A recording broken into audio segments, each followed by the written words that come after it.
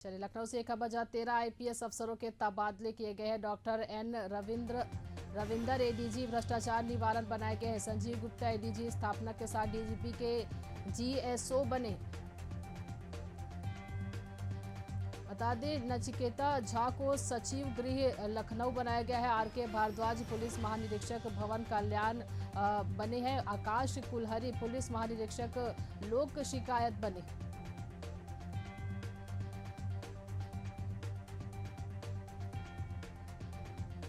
तो 13 आईपीएस अफसरों के तबादले किए गए हैं, जिनमें डॉक्टर एन रविंदर एडीजी भ्रष्टाचार निवारण बनाए गए हैं। 13 आईपीएस के अफसरों के तबादले हुए हैं।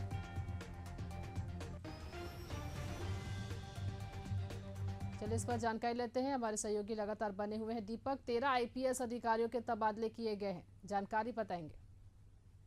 बिल्कुल ललिता, निश्चित तौर पर अगर प्रदेश की कानून व्यवस्था को सुरक्षित रखना है तो समय समय पर कहीं ना कहीं जो तबादला एक्सप्रेस है उसको चलाना पड़ेगा, क्योंकि देखा जाता है आमतौर से जब लंबे समय तक कोई भी अधिकारी उसी जगह पर तैनात होता है तो कहीं ना कहीं उस तमाम जो कानून व्यवस्था पर आवाज उठता है या आंच आती है तो कहीं ना कहीं उसको लेकर योगी सरकार लगातार सख्त दिखाई दे रही। और इसी कवायद में जिस तरह से कहीं ना कहीं कल 13 आईपीएसओ का तबादला किया गया, अलग अलग जोनों में, अलग अलग विभागों में अलग अलग तरीके से जिम्मेदारियां दी गई हैं, तो ऐसे में कहीं ना कहीं प्रदेश की कानून व्यवस्था को कैसे सुचारू रूप से चलाना है, प्रदेश की जो दृढ़ संकल्प नीति है उसको कैसे आगे बढ़ाना है, तो इसी कवायद में कहीं ना कहीं चाहे आकाश कुलहरी की बात कर ले या तमाम जो आईपीएस हैं 12 से 13 और आईपीएसओ की बात कर ले, तो जो वरिष्ठ आईपीएस हैं उनका इस बार कहीं ना कहीं तबादला एक्सप्रेस किया गया। तो इससे साफ तौर से है कि जो वरिष्ठ आईपीएस है सरकार उनका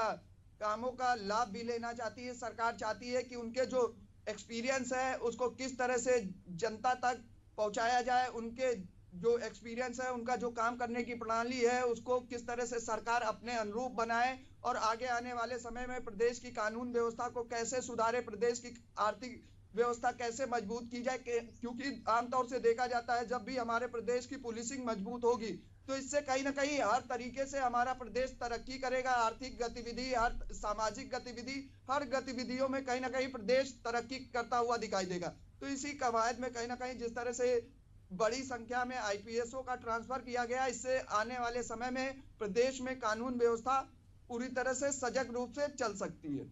जी दीपक, तो इस तरह से 13 आईपीएस अफसरों के तबादले किए गए, कानून व्यवस्था को लेकर ये निर्णय लिया गया है। दीपक, इस जानकारी के लिए आपका बहुत बहुत धन्यवाद।